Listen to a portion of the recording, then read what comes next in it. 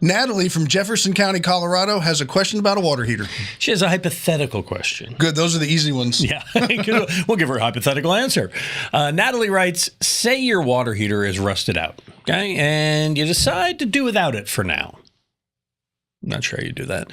The problem is no water comes out of the shower tub or faucet with the supply to the water turned off.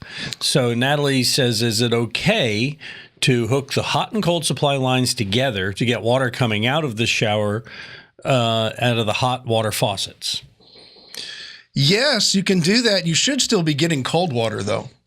And so now you're going to get two cold waters, as opposed to a hot water and a cold water that mixes for warm water when you have a comfortable shower. Well, that's a good point. It's not like the water was hot going into the water heater. But if it's plumbed, then it really would be a hot water heater. That's true. The bottom line is if you have some kind of plumbing issue where it's not giving you the rate of water that you like or something like that, you certainly can do that and bypass the water heater. That's not a problem at all. I just don't know if you really need to because you have cold water. You should have cold water throughout the house. And you're just going to get more cold water. Cold showers. No. It's very earthy, crunchy in Colorado. I have two kids that live there, and maybe they warm up with other things. I just think, Natalie, you really want to think this out before you decide you're going to live with just cold showers every day. Well, maybe she doesn't mind. Maybe she's camping. I don't know.